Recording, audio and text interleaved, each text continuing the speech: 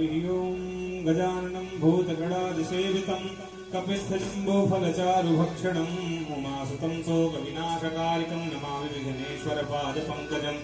नमो देव्यै महादेव्यै शिवायै सततं नमः। नमः प्रकृत्यै भद्रायै नियतावृणताश्मताम्। नमोऽस्तु रामाय सलक्ष्मणाय देव्यै च तस्यै जनकात्मजाय। नमोऽस्तु रुद्रेन्द्रयमानिलेभ्यो नमोऽस्तु चन्द्रार्कमरुद्गणेभ्यः। ॐ भूर्भुवः श्रीसीतारामचन्द्राभ्यां नमः। गणेशाम्बिकाभ्यां नमः। ध्यानार्थे पुष्पं समर्पयामि पाद्यार्घ्यं जलं समर्पयामि चन्दनम्।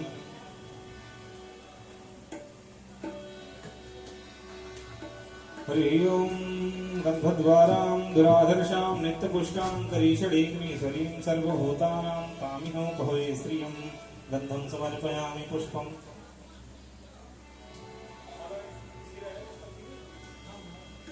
हरिः ओं औषधीः प्रतिमो ध्रुवं प्रभवतीः वृषोवरीः अस्वाय सज्जरी वीरपारेष्टवः।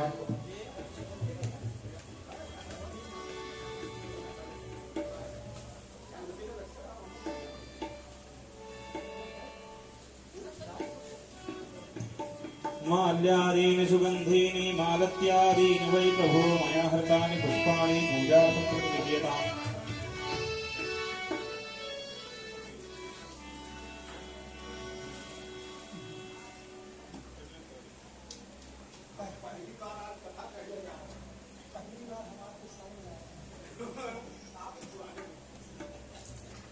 हरिः ओं वनस्पतिर्षोदभूतो गन्धाढ्यो गन्धोत्तमा अग्रेया सर्वदेवानां धूपोऽयं प्रतिगृह्यतां। धूपमाग्रापयामि दीपं संदर्शयामि धूपान्ते दीपान्ते हस्तप्रक्षालनम्।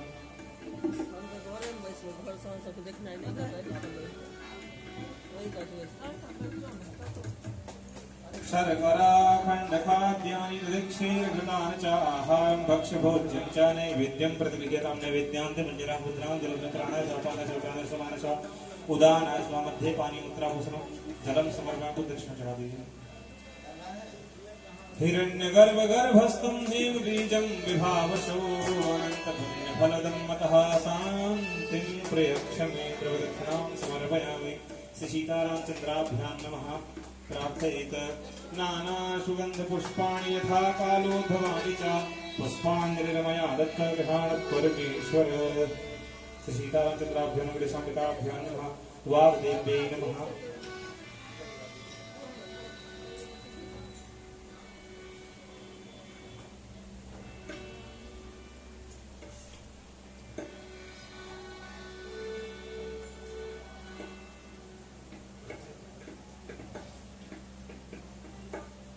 नमो ब्रह्मण्यदेवाय गौब्राह्मणहिताय च जगद्धिताय कृष्णाय गोविन्दाय नमो नमः।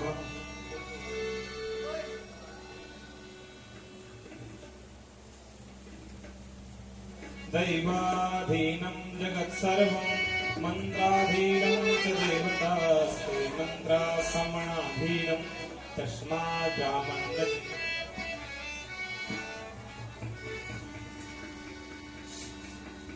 कस्तूरी तिलकं ललाटपटले वक्षस्थले कौस्तुभं नासाग्रे मुक्तिकं करतले वेणुकरे कङ्कणम्। सर्वाङ्गे हरिचन्दनं सुललितं कण्ठे च मुक्तावली गोपस्त्रीवरिवेष्टितो विजयते गोपालचूडामणि। अस्ति स्वस्तरुणीकराग्रविगलत्कल्पप्रसूनाकृतं वस्तु प्रस्तुतवेणुनादलहरि निर्वाण निर्व्याकुलं। स्रस्तस्त्रस्तनिबद्धिनी विबिलिसत् गोपीसहस्रावृतं हस्तन्यस्तनतापवर्गमखिलो दारं किशोराकृतिः। गन्धद्वारां दुराधर्षां नित्यपुष्टां करीषिणीं ईश्वरीं सर्वभूतानां तामिहोपहवे श्रियम्।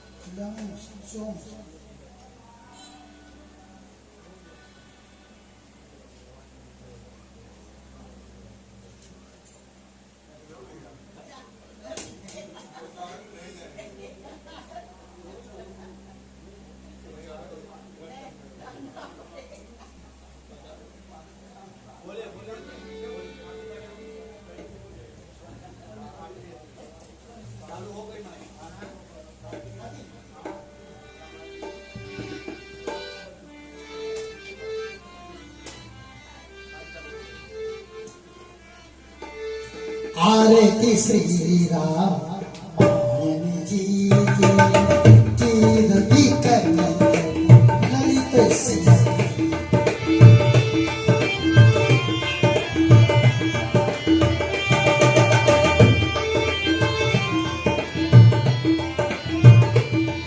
गावत ब्रह्मा दिख मुनि नारद वाल्मीकि ज्ञान विशारद सुख सनकारि शेषाद्रि सारद परनि पवन सुत कीर्ति नीति आरति श्री राम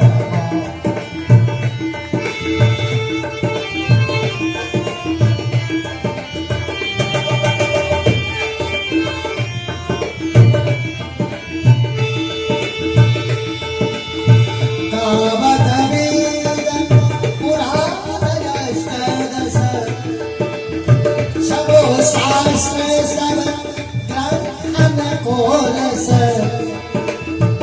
मुनि जन धारा संतन को सर्वस सार अंश सत्सत सके आरती श्री राम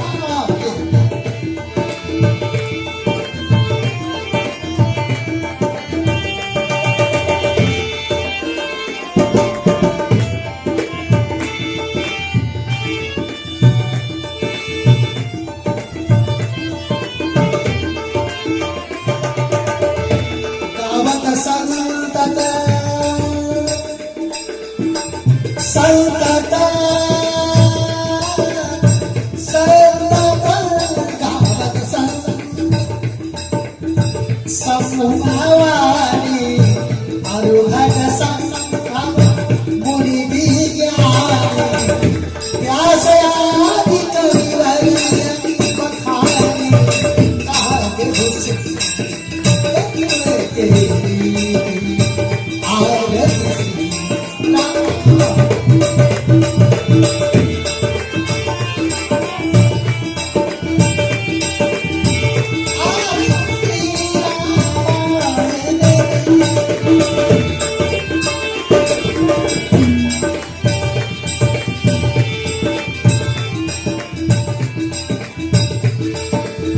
कलिमला हरणी निसर्ग सखी सुभग सिंगार भक्ति जीवती दल पूरी कवि तुलसी आरती श्री राम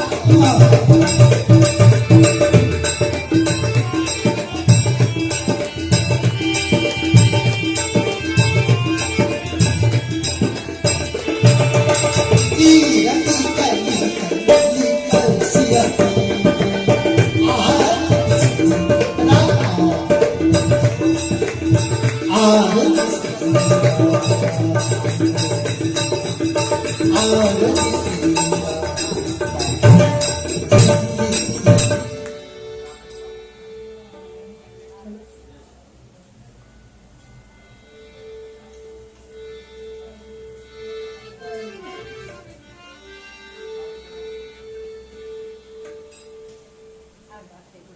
हरि आर्थिक ग्रहण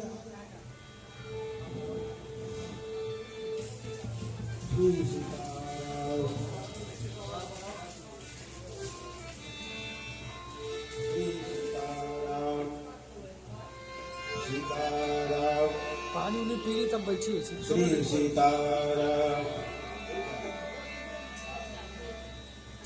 श्री गणेशाय नमः श्री जानकी वल्लभो जयते वराणां संघानां रसानां चिन्मसामपि मंगलानां च कर्तारो वन्दे वाणीविनायको भवानी शङ्करौ वन्दे श्रद्धा विश्वासरूपिणो याभ्यां विना न पश्यन्ति सिद्धा स्वां वस्तमीश्वरम्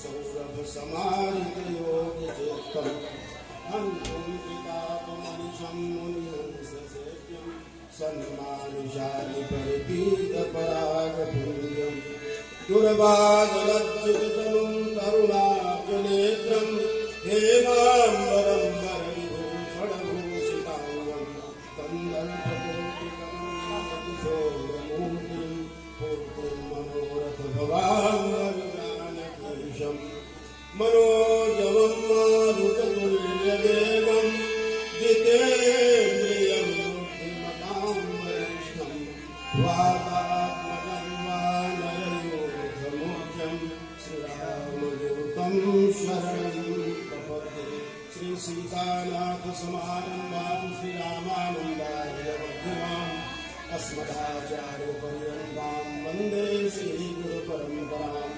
अखण्डमण्डलाकारं व्याप्तं येन चराचरं तत्पदं दर्शितं येन तस्मै श्रीगुरुवे नमः सच्चिदानन्दरूपाय विश्वोत्पत्त्यादिहेतवे दापत्रयविनाशाय श्रीकृष्णाय वयं नमः वाञ्छाकल्पतरुभ्यश्च कृपासिन्धुभ्येव च पतितानां पावनेभ्यो श्रीवैष्णवेभ्यो नमो नमः वन्दो तुलसी के चरण जिनकिनो जगताज कलशमुद्रमूलतिलभ्यो प्रगट्यो शब्ददाय श्यावर रामचंद्र की जय अयोध्या राम की जय श्री सत्यनारायण की जय श्री हनुमान जी महाराज की जय श्री राधा माधव की जय।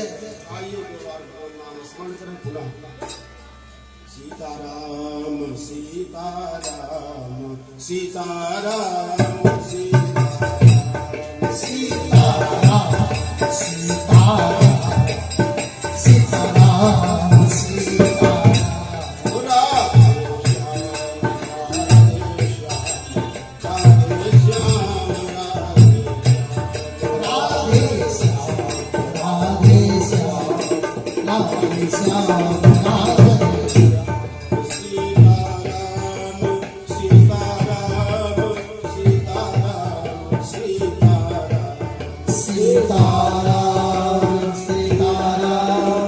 सीताराम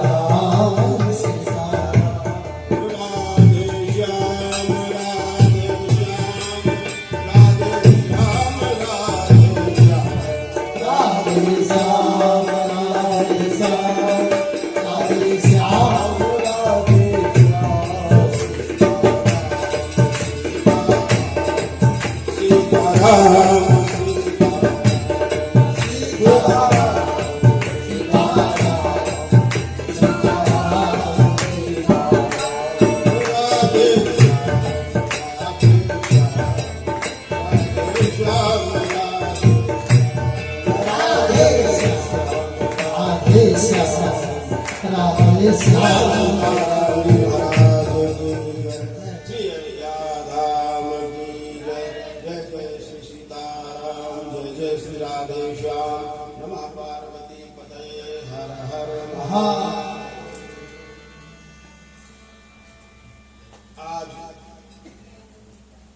भगवान की महती कृपा से श्री राधा रानी की असीम कृपा से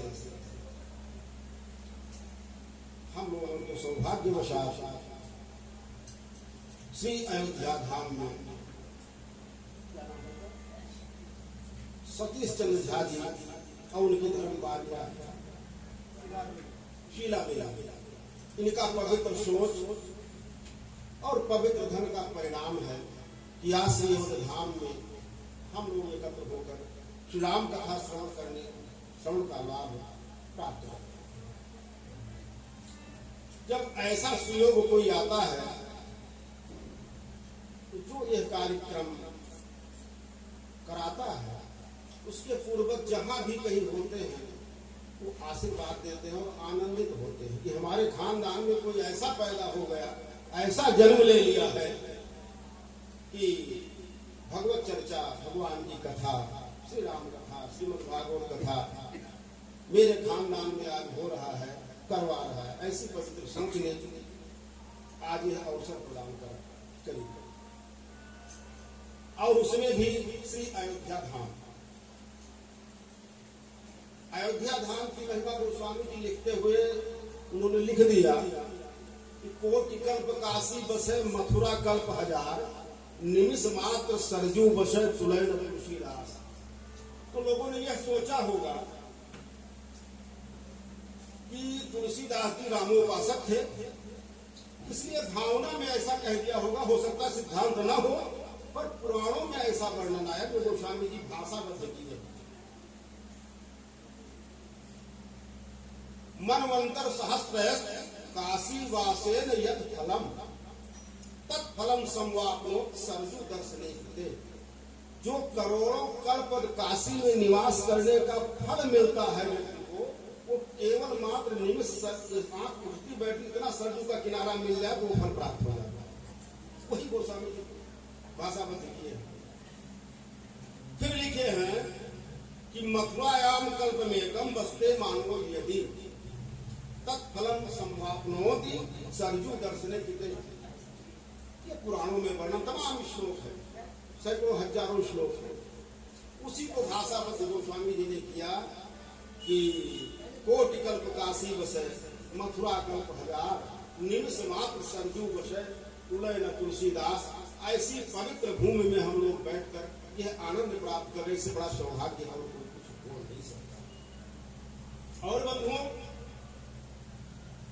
प्रारब्धानुसार सब कुछ मिल सकता है, धन मिल सकता है, पुत्र मिल सकता है, लेकिन सत्संग न तो कर्म के ऊपर मिल सकता है, न प्रारब्ध के ऊपर मिल सकता है। केवल भगवत कृपा से ही सत्संग प्राप्त होगा और दूसरा कारण हो नहीं सकता।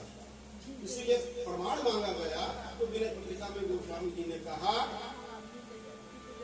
कि कैसे माना जाए कि भगवत कृपा हमारे ऊपर है।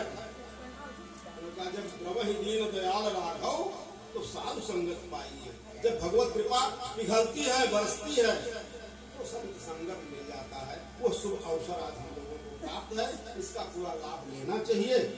और यह सतीश जी का इनका सौभाग्य है, इनके पूर्वजों की कृपा है कि आज श्री अवध धाम में राम कथा प्रारंभ होने जा रहा है। इस क्रम में हमारे जो ये कार्यक्रम हो रहा है, इसके व्यवस्थापक के रूप में विकास शरण जी हैं। उन्होंने मुझसे कहा कि एक दिन आप कथा कह दीजिए। अब मैं पहली बार बोल रहा हूँ, कभी कथा कहा नहीं। मैं सोचा कि भगवान की इच्छा होगी, चलो ठीक है, हम ही कहें यार। ये इनके अपनापन का परिणाम है कि आज ये अवसर मुझे प्राप्त हुआ। हमारे बड़े भाई श्री बिहारी शरण जी बैठे हुए हैं, उनको भी प्रणाम। और संगीत पर सहयोग दे रहे हमारे व्यास जी भी अच्छे कथाकार हैं, अच्छे व्यास हैं। और राम शरण जी बड़े कर्मठ तबला वादक श्री अयोध्या के गौरव। और देवताओं को आवाहन कर यजन कर रहे हैं हमारे पंडित मनु जी। और आप सब सुधी श्रोताजन, सबके प्रति शुभकामना। आइए हम लोग आज भगवत कथा श्रवण करने के लिए कथन पाठन के लिए प्रारंभ करते हैं। उसमें सबसे पहले पार्वती और शिव का वंदना आया। भवानी शंकरों वंदे, क्योंकि एक श्रद्धा है, एक विश्वास है। बिना श्रद्धा विश्वास हुए निष्ठा हो नहीं सकती, और निष्ठा जब तक हो नहीं सकती तब तक कथा में रुचि नहीं हो सकती। यही सती जब गई तो कहाँ निष्ठा हुई, नहीं सुन पाई कथा और उनकी दुर्दशा हो गई। तो निष्ठा इसलिए भवानी शंकर की वंदना करते हैं, फिर किशोरी जी की वंदना करते हैं। उद्भव स्थित संहार कारिणी क्लेश हारिणी। श्री किशोरी जी के लिए कहा कि उद्भव स्थित पालन, सृष्टि का करना और सृष्टि का संचालन करना, सृष्टि का विनाश करना, ये करती नहीं हेतु है, माने कराती है। और सृष्टि में किसी को कहीं भी कोई श्रेय प्राप्त है, अर्थात राम जी को भी कोई श्रेय प्राप्त है, तो श्री किशोरी जी की कृपा ही मूल्य है। इसलिए गोस्वामी जी कह रहे हैं सर्वश्रेयस्करीम सीताम, सभी को श्रेय प्रदान करने वाली हमारी जो किशोरी जी हैं, इनके श्री राम जी का जो वल्लभ है, प्राण वल्लभा है, ऐसे किशोरी जी को वंदना करते हुए आगे बढ़ते हैं। वंदने प्रसंग में बजा जाएगा तो बहुत हो जाएगा, लेकिन हो सकता है कुछ बोलने में। गणेश जी की वंदना है, सबकी वंदना है, गुरु की वंदना शुरू होती है। बंदं गुरुपद पदुम परागा बंदं गुरुपद पद्म परागा बंदं गुरुपद बंदो गुरुपद पद्म परागा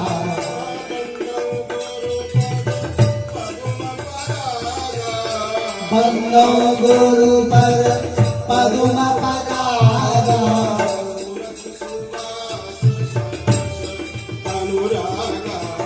सुरुचि सुवास सरस अनुरागा सुरुचि सुवास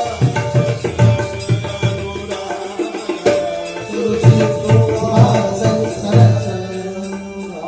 गुरु की वंदना करना है, क्योंकि गुरु के बिना गति किसी को नहीं मिल सकती, किसी को नहीं मिल सकती है। यहां तक कहा गया कि किसी को परमात्मा मिल ही नहीं सकता गुरु के बिना। तो कथा तो लंबी हो जाएगी, लेकिन गजराज को भी गुरु मिल गए तब भगवान मिले। केवट को पहले लक्ष्मण आचार्य मिल गया तब भगवान मिले। इसीलिए कह दिया बिना गुरु के ईश्वर नहीं प्राप्त हो सकता। और गुरु कहते किसको है? तो गुरु दो प्रकार के होते हैं, एक उपकारक गुरु और एक उद्धारक। उपकारक किसको कहते हैं? उनका नाम है शिक्षा गुरु, जो मेरे उत्थान में, मेरे आगे बढ़ने में कहीं भी सहयोग कर दिया, तो किसी भी प्रकार का सहयोग हो, वो हमारा उपकारक गुरु है। और उद्धारक गुरु होता है, उसको कहते दीक्षा गुरु। तो दीक्षा गुरु कैसा होता है? अब वो हाथ पकड़ लेता था तभी छोड़ूंगा जब किसी के हाथ में कहूंगा, उसको दीक्षा गुरु कहते हैं, उसको उद्धारक गुरु कहते हैं। तो गोस्वामी जी कह रहे चाहे उपकारक हो चाहे उद्धारक हो, मैं गुरु की वंदना करता हूं, क्योंकि उसके बिना गति प्राप्त नहीं है।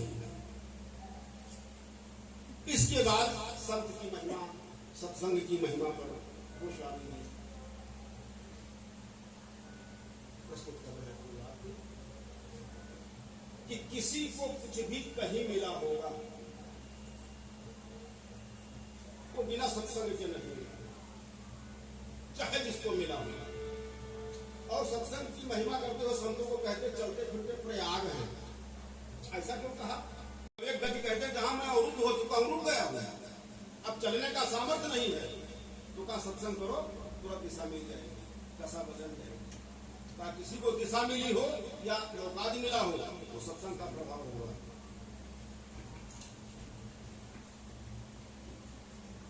उसके बाद जो बहुत जरूरी वंदना है वो कर रहे हो स्वामी।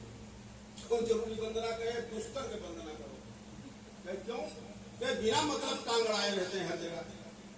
तो कथा में भी कभी कभी आ जाते हैं ऊढ़ जैसे, जो खेतों में ऊढ़ निकाला जाता है, तो वो क्या होते हैं, ना अपना चराए न खाए न खाने दे किसी को, जानवर को। तो ऐसे उनको कहे कि बहुरी बंद, मैं बार बार तुम्हारी वंदना करता हूँ, कृपा रखना। दुष्टों की वंदना करते करते आगे बढ़ते हैं। फिर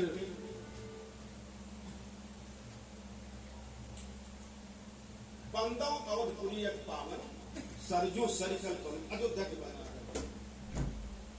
फिर मिथिला की वंदना की। अयोध्या की वंदना क्यों करते हैं? उसमें एक बात है जो हम लोगों का प्लस पॉइंट है, वो क्या है? भगवान ने कहा अति प्रिय मोह यहाँ के वासी मम धामदा पूरी सुख राशि। यह नहीं कहा जो भजन करेगा वो मुझे प्रिय होगा, जो ज्यादा तपस्या करेगा वो प्रिय होगा। उन्हें कहा चाहे जैसे हम लोग सोएंगे तो भी उनको प्रिय है। ये हम लोगों के पास प्लस पॉइंट है, और विश्व में किसी को नहीं, पृथ्वी पर किसी को यह लाभ नहीं प्राप्त है कि भगवान चाहे जो करो वो प्रिय है। मान लो ये अयोध्यावासी को प्रिय, अति प्रिय मोह यहाँ के वासी मम धामदा, मुझे अति प्रिय है, कोई शर्त नहीं है। अयोध्या की वंदना करते हैं, फिर मिथिला की वंदना करते हैं, फिर हनुमान जी की वंदना करते हैं। और हनुमान जी की वंदना करते हैं तो उन्होंने कहा कि सुनि पावन नामो अपने बस कर राखे। मैं हनुमान जी की वंदना करता हूं जिसके बस में भगवान श्री राम है। क्यों बस में है भाई? अच्छे नाम जापक है इसलिए? कहा ना। का बहुत बलवान है इसलिए? कहा ना। क्या बहुत बड़े त्यागी है इसलिए? कहा ना। एक गुण हनुमान जी में जो उपलब्ध है, इसके कारण राम जी उन पर निछावर है। क्या उस हनुमान जी महाराज ने जिंदगी में अपने लिए कुछ नहीं किया, केवल परमार्थ जीवन में है। तो जो परमार्थिक होता है जीवन में, वो हनुमान जी जैसे भगवान उसको मानते।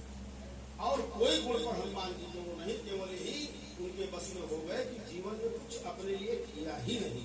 ऐसे हनुमान जी महाराज की वंदना करते हैं।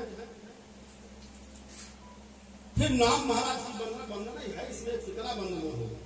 फिर नाम महाराज की वंदना होती है। तो नाम की महिमा में केवल एक विनय पत्रिका का उदाहरण जो सत्य घटना है, एक विनोदात्मक स्थिति है, दोनों में सुनाने का प्रयास है।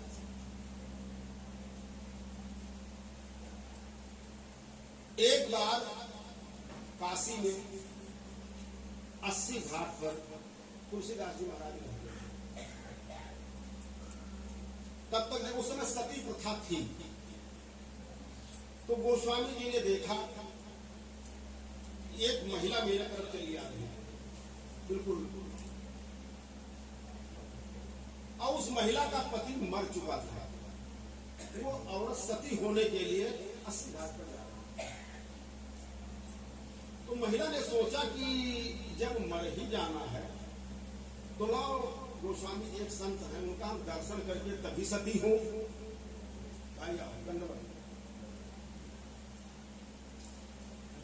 तो गोस्वामी जी के दर्शन के लिए वो महिला आगे बढ़ी और गई, प्रणाम किया। गोस्वामी तुलसीदास जी ने उसे सौभाग्यवती होने का वरदान दे दिया। सौभाग्यवती बहुत थी। अब उसने कहा कि मैं सती होने जा रहा हूं, मेरा पति मर गया है, और आपने, और जब मैं सती होने के लिए पहुंची तो उसका पति जीवित हो। हाँ हल्ला, भाई गोस्वामी जी में बड़ा चमत्कार है, एक मरा हुआ व्यक्ति जीवित हो गया शमशान पर। तो वहां के पंडितों ने, काशी के, सोचे कि कोई जरूर मंत्र जानते होंगे ये, तो चलो इनसे पूछ लिया जाए कौन सा मंत्र है जो मुर्दा को जिंदा कर दिया जाए, मरे व्यक्ति को जीवित किया जाए। तो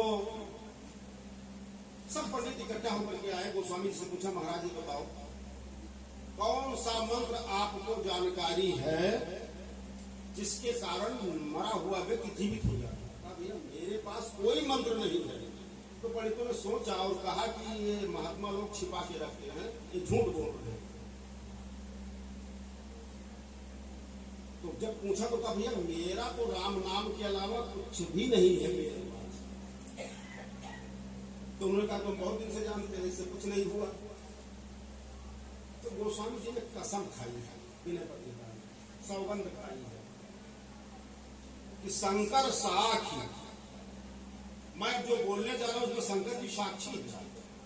शंकर साक्षी जो अगर कुछ छुपा करके आपसे कह रहा हूं तो जल जी ही गरो मेरी जीवा अभी सड़कर कटकर गिर जाए जमीन। अगर झूठ बोलने जा रहा हूं तो अपनो भरो राम नाम सो तुलसी संग करो। भैया मेरा कल्याण तो राम नाम से ही हुआ है और किसी से हुआ नहीं, मैं इतना ही जानता हूँ। ये राम नाम की महिमा, राम नाम की महिमा से तो भरा हुआ है। और राम नाम की महिमा चाहे जिस देवता की कोई उपासना करता है, चाहे जिस देवी देवता की उपासना करता हो, उसे राम राम सीताराम सीताराम कीर्तन अवश्य करना चाहिए। आगे क्यों? तो गोस्वामी जी ने लिख दिए कि राम नाम कल कल्प करु कल कल्याण निवास। ये जो राम नाम है ये कल्प तरु। अब कल्प तरु को अपनी कोई इच्छा नहीं होती, इसके नीचे बैठकर जो इच्छा की जाए वही कल्प वृक्ष दे देता है। तो आप दुर्गा की उपासना करते तो कीर्तन करिए, कल्प वृक्ष दुर्गा जी में अत्यंत प्रेम हो जाएगा। आप शिव जी की उपासना करते हैं, सीताराम सीताराम जपिए, शिव जी में प्रेम हो जाएगा। कल्प वृक्ष तो वही देगा जो आप चाहते हैं। इसलिए किसी भी व्यक्ति को राम नाम सीताराम सीताराम संकीर्तन को करना ही चाहिए। ये राम नाम की महिमा है। राम नाम की महिमा से भरा हुआ है। और आगे चल करके जाग बलि और भरद्वाज का संवाद है। और एक घटना घटी जहां से कथा अब प्रारंभ होने को शुरू हुई। एक बार नारद जी को जब कोई नई घटना होनी होती है सृष्टि के क्रम में, तो उसमें आगे नारद जी को ही प्रस्तुत किया जाता है। नारद जी पहुंच गए विंध्य पर्वत के पास, खड़ा हुआ है। तो नारद जी कहे कि इस सृष्टि में सबसे ऊंचे आप, और आपकी कोई पूजा नहीं हो रही है, तो आप और बढ़ो। जब सूर्य का प्रकाश ढक जाएगा तब सब लोग परेशान होंगे, तब आपकी पूजा करेंगे। नारद जी कहते चले गए। अब विंध्य बढ़ना शुरू हुआ, विंध्याचल पर्वत। अब इतना बढ़ा कि आकाश पूरा आच्छादित कर दिया। सूर्य भगवान का गुना बंद दिखाई न पड़े, अंधेरा हो गया। तो अभिवाद हो क्या हो? तो ये हुआ कि अगर अगस्त ऋषि चाहें तो इसका समाधान हो सकता है। अगर अगस्त ऋषि चाहें तो इसका समाधान हो सकता है। विंध्य उनका शिष्य है और जाए समझाओ। उस समय अगस्त ऋषि महाराज काशी में थे। तो देवताओं ने कहा कि भाई ऐसी समस्या है। तो अगस्त ने शंकर जी से प्रार्थना की कि प्रभु, मैं आपके धाम में था, मेरी इच्छा नहीं हो रही कि मैं जाऊं आपको छोड़कर, लेकिन विश्व पर आज ये संकट है, मुझे जाना पड़ रहा है, फिर कब दर्शन देंगे? तुमने कहा कि तुम चलो, जैसे पहुंचोगे पीछे मैं दिया, चलो समाधान करो। तो अगस्त जी महाराज विंध्य पर्वत के पास पहुंचे और उसने साष्टांग दंडवत किया। इतनी लंबाई में पर्वत कोई इतना विंध्य है, दक्षिण भारत से उत्तर भारत में जोड़ रहा है। साष्टांग दंडवत किया विंध्य ने। तो कहा बेटा तुम ऐसे लेटे रहो जब तक मैं वापस ना आऊं। अब विंध्य आज तक वो लेटा, अगस्त को वापस नहीं, तो वैसे पढ़ा विचार। उसी क्रम में जब ये घटना खत्म हुई तब शिव जी ने सोचा कि मैं तो अगस्त जी को वचन दिया था, अब मुझे उनका दर्शन करना चाहिए। एक बार त्रेता जुग माही, एक बार त्रेता जुग माही,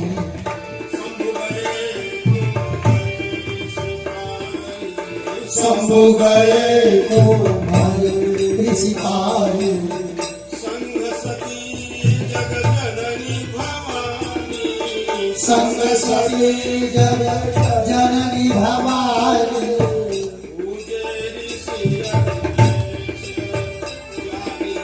पूजे ऋषि अखिलेश्वर जाति। भगवान अब एक बार मतलब वो एक नई कथा प्रारंभ हो गई। पहुंचे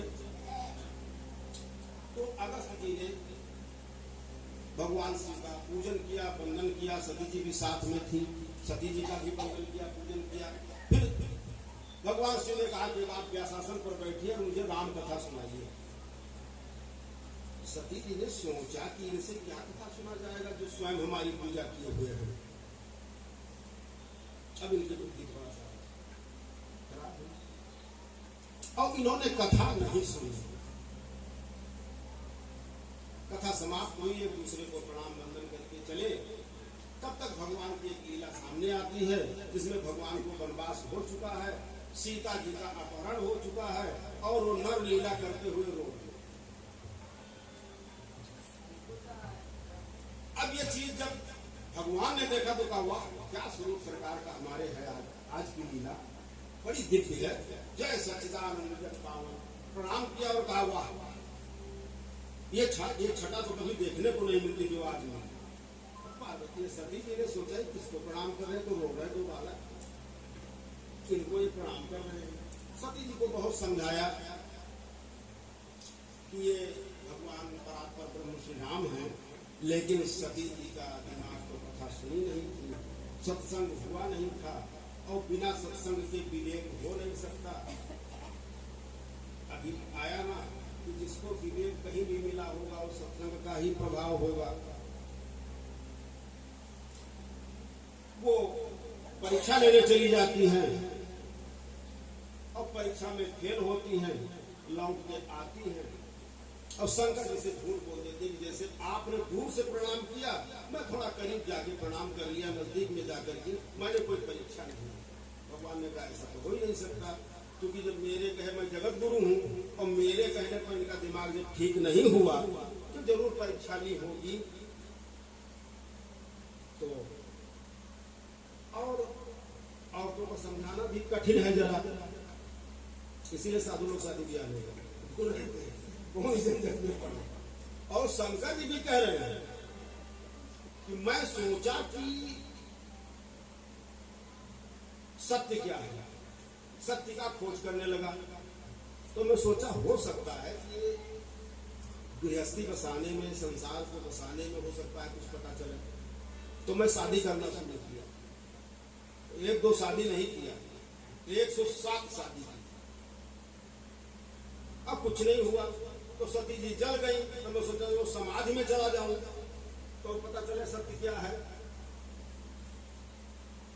तो मैं समाधि में चला गया और समाधि में गया तो 1-2 वर्ष के लिए नहीं गया, बीते संवत 87,000 वर्ष में समाधि में बैठा।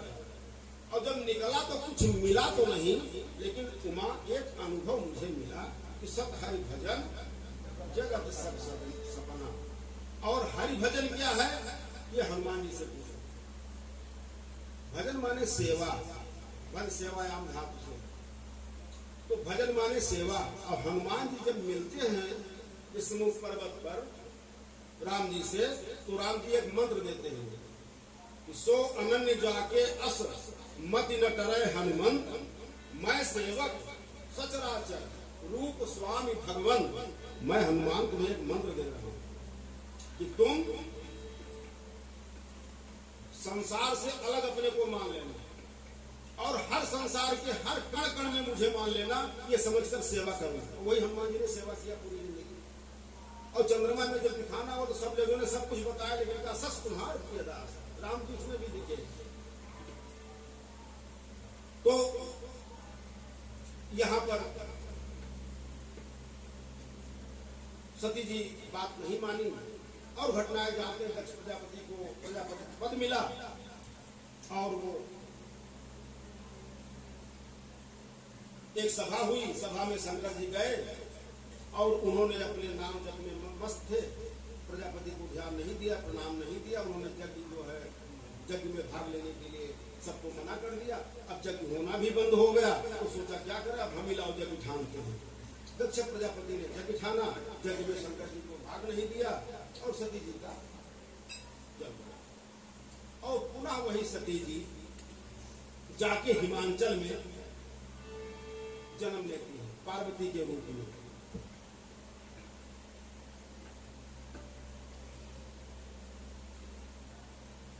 और जब उनका जन्म हुआ तो वहां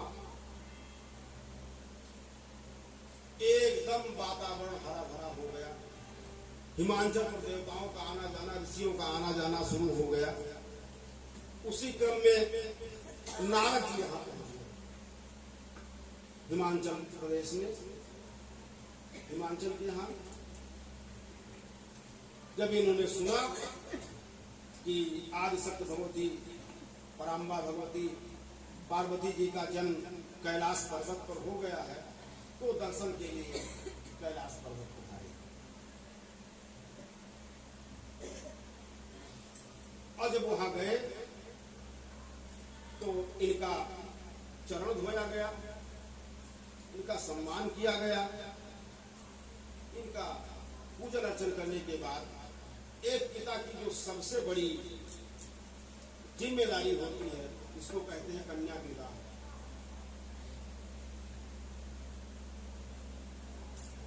जब कन्या विवाह के योग हो जाती है तो रात दिन माँ बाप बेचैन है। तो आज पार्वती के विवाह की सोच हिमांचल और मैना को है। तब तक नारद जी का आगमन हुआ और नारद जी से प्रश्न होता है कि त्रिकालज्ञ सर्वज्ञ तुम, गति सर्वत्र तुम्हार, कहा उसका के दोष गुण मुनिवर हृदय विचार, इसका जो दोष है वो बताइए, गुण है वो बताइए, और इसके लायक वर बताइए। तो वर की चर्चा आने पर जब हाथ देखा तो उन्होंने जो वर्णन किया तो है, उन्होंने कहा साहब आपकी पुत्री समस्त लक्षणों के का धाम है, सब गुण इसमें विद्यमान है, बस एक इसके अंदर अगुण है, दुर्गुण नहीं अगुण का। कौन सा?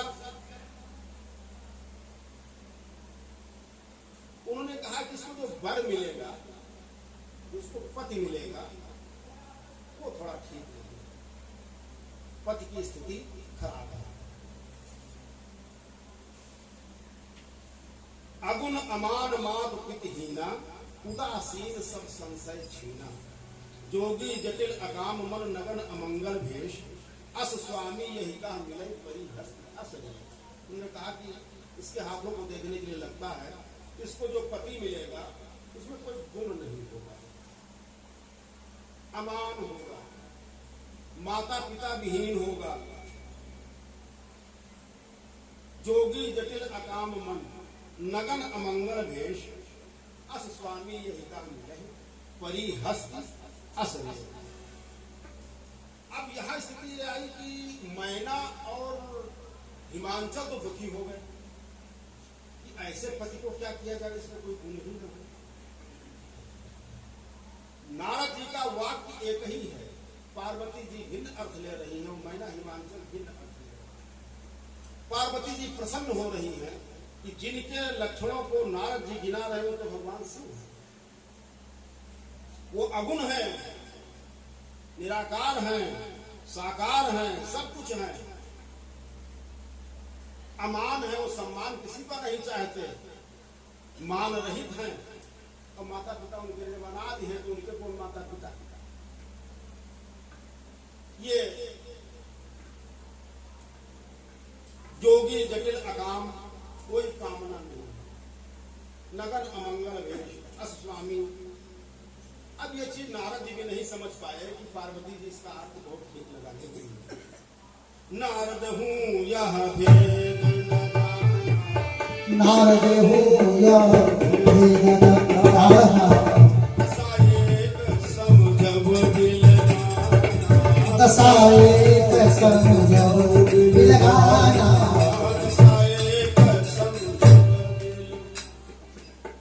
अब तो सब भिन्न भिन्न समझ लिया, लेकिन नारद जी से जब पूछा कि बताओ इसका कल्याण कैसे होगा, तो उन्होंने कहा जो तुम्हारी आपकी कन्या भगवान शिव का आराधना करे, शिव जी अगर प्रसन्न हो जाए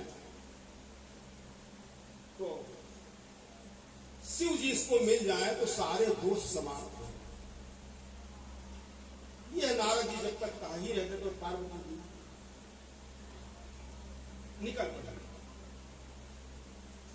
उन्होंने कहा माता जी ये जो महर्षि नारद जी कह रहे हैं इसी को तो मैं रात में स्वप्न देखा हूं कि मुझे पद पर ले जाना पड़ेगा और तप के आधार पर मुझे शिव प्राप्त होंगे।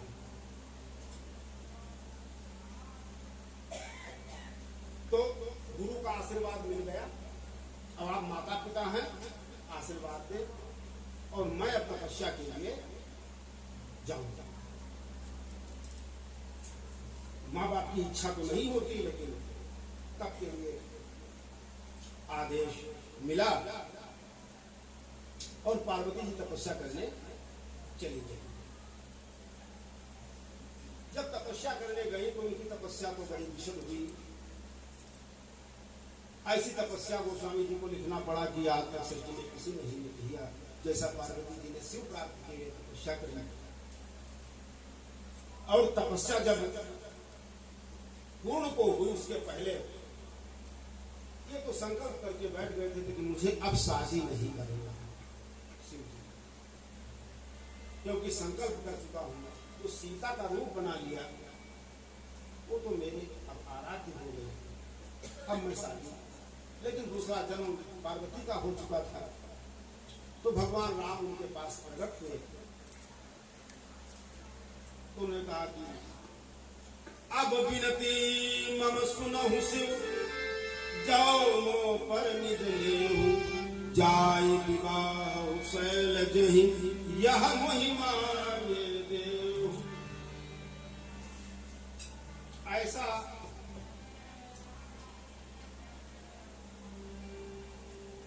इष्ट मिलना कठिन है जैसा राम। चूंकि पार्वती जी ने जब भी जन्म हो तो शिव पद में अनुराग हो ऐसा वरदान मांगा था। भगवान राम के प्रेम में ऐसा संकल्प किया तो दायित्व राम का बनता है कि वो इसका समाधान करें।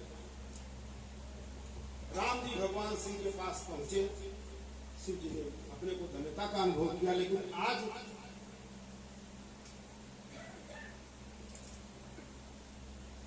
पूरा रामचरितमानस पढ़ लीजिए,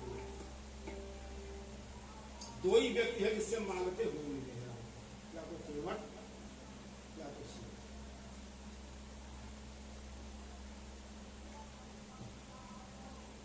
उन्होंने कहा मेरी प्रार्थना है। शिव जी ने कहा कि आप मुझसे प्रार्थना। तो कहा मैं आपको स्वामी मान रहा हूं। कहा ये नहीं चलेगा।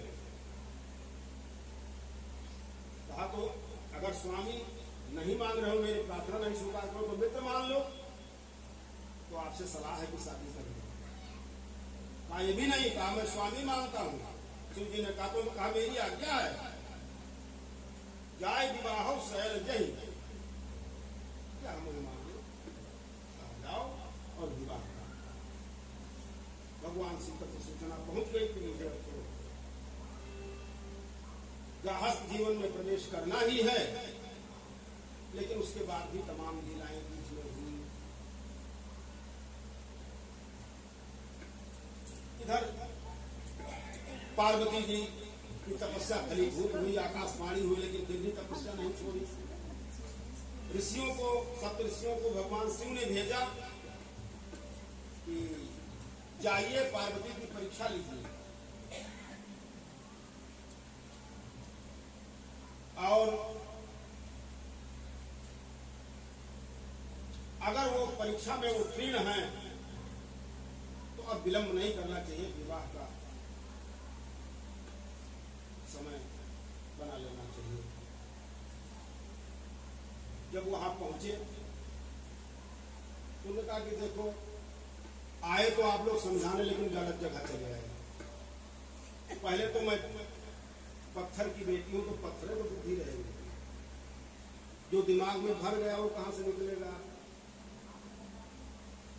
आप गलत जगह आ गए, गलत जगह उपदेश कर रहे हैं। अब सैकड़ों बार भी जन्म लेना पड़ेगा तो शिव के पद को छोड़कर अब दूसरा हो नहीं सकता।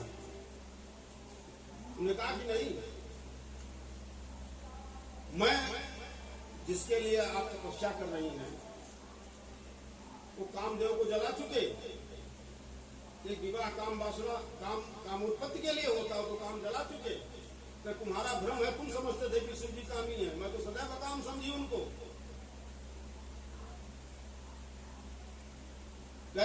सारी बातें ठीक है, लेकिन मैं तुम्हें उनसे अच्छा बना।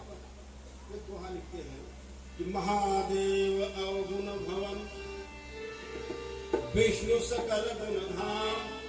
आप चार्ट बना रहे हो सब ठीक है, यही तो कहना चाहते हो कि शिव जी में सब अवगुण भरा हुआ है। सब हाँ ठीक कह रहे हो, यही तो मैं कहना चाहता हूँ, सब अवगुण में है। अब विष्णु सकल गुण धाम के, हाँ यही तो मैं कहना चाहता हूँ कि विष्णु भगवान में सारे गुण हैं, उनको आप स्वीकार कर लो। कहना ही जे ही सन जे ही कर मन रम जाए सन ते ही सन। अब मेरा मन तो शिव जी में लग गया। और जब यह वाक्य कहा तो सप्तऋषि तुरंत साष्टांग प्रणाम करने लगे। कहा देवी बहुत जल्दी तुम्हारी मनोकामना पूर्ण होगी। अब जा करके यह संवाद शिव जी को सुनाया कि उनकी तपस्या बड़ी अडिग है और आपके चरणों को छोड़कर स्वप्न में भी वो कुछ सोच नहीं सकते। तो शिव जी प्रसन्न हो गए और पार्वती मंगल में लिखा है कि पहुंच गए पार्वती जी के पास, और पहुंच करके उन्होंने कहा कि अब विलंब न करिए, आज तक मुझे किसी ने खरीदा नहीं था। मतलब किसी ने पार्वती मंगल में है कि आज तक मुझे कोई का नहीं था पार्वती, आज तुमने मुझे खरीद लिया, मैं तुम्हारे हाथों बिक गया हूं और किसी की जरूरत नहीं है। लाओ अपना हाथ, मुझे अपना हाथ दो और विलंब करना ठीक है। विलंब नहीं है घड़ी, इस घड़ी अब विलंब नहीं। पार्वती जी ने जोर से शिव जी को डांटा, पहले पीछे हटो। शंकर जी आश्चर्य कि मेरे प्राप्ति के लिए तपस्या, अब जब मैं आ गया तो कहे पीछे हटो। खबरदार, छूना नहीं, मैं भारतीय लड़ना हूं, मैं भारतीय बच्ची हूं, भारत की संस्कृति में मैं पली हूं। जब पिताजी कुश और जल लेकर के आपके हाथों में अर्पण करेंगे तब आपका अधिकार होगा। चाहती आपको हूं लेकिन छूना नहीं, बोल चलो हटो। शिव जी को रंगे हाथ वापस आना पड़ा। ये भारत की मर्यादा और संस्कृति रही है। लौट आए, तब तक एक घटना और है कि एक राक्षस तपस्या करने लगता है जिसका नाम था तारकासुर। तो उसने जब तपस्या किया तो ब्रह्मा को प्रकट कर लिया, और ब्रह्मा जी जब आए तो तारकासुर ने वरदान मांगो। तो उसने कहा कि भाई वरदान तो मुझे आप दीजिए, लेकिन अमर होने से खाने